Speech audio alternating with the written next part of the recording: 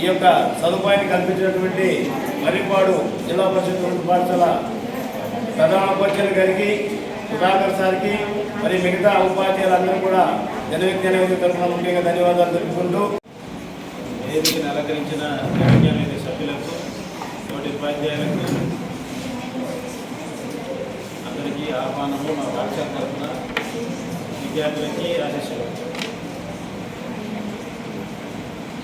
ఇలాంటి ప్రోగ్రాములు పాఠశాలలో జరిగినప్పుడు పిల్లలు ఉత్సాహంగా అన్నింటిలో పాల్గొని ఇంకా కొంత నాలెడ్జ్ డెవలప్ చేసుకుంటూ వాళ్ళ చదువులో ముందుండి అభివృద్ధిలో సాధిస్తారని, ఇట్లాంటి కార్యక్రమాల్లో ఉత్సాహంగా పాల్గొనడం వల్ల వాళ్ళలో పోటీతత్వం పెరగాలని నేను ఆశిస్తూ ఈ కార్యక్రమానికి అవకాశం ఇచ్చిన ప్రమాదం.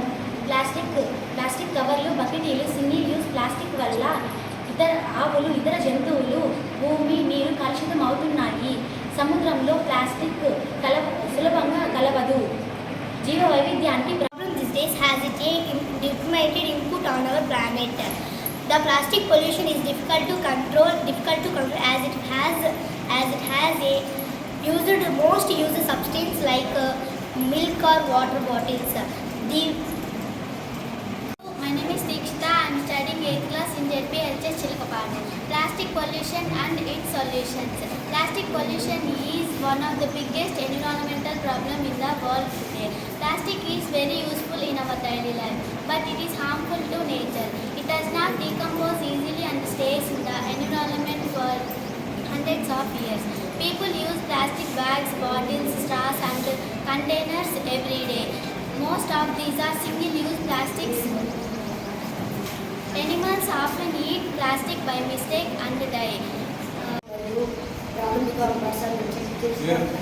My name is ప్లాస్టిక్ వాడటం ఆధునిక జీవితంలో packaging. Teachers and HMNs. My name is Hemant. I am studying 7th class in JPHS High School, Marripadu. Today I am telling about plastic usage and effects on environment. Plastic is a polymer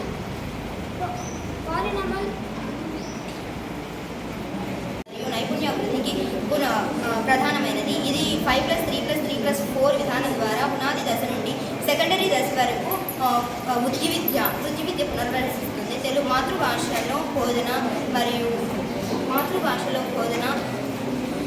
వృత్తి విద్య కోర్సులు మరియు ఉపాధ్యాయులకి, ఇక్కడ విచ్చేసిన పెద్దలకి అందరికీ శుభోదయం. నా పేరు వరుణ్. నేను 9వ తరగతి చదువుతున్నాను. నేను చెప్పబోయేది నేటి విద్యా విధానం. భారతదేశంలో విద్యా వ్యవస్థ దేశ అభివృద్ధికి మూల స్తంభం. ప్రాచీన కాలంలో నలంద, తక్షశిల విశ్వవిద్యాలయాలు ప్రపంచ ప్రసిద్ధిగాంచాయి. ప్రస్తుతం నేటి కాలంలో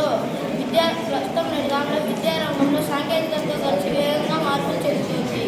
నేటి విద్యా విధానం ప్రధానంగా ప్రాథమికోన్నత, ఉన్నత మరియు విశ్వవిద్యాలయ స్థాయిలుగా విభజించాయి.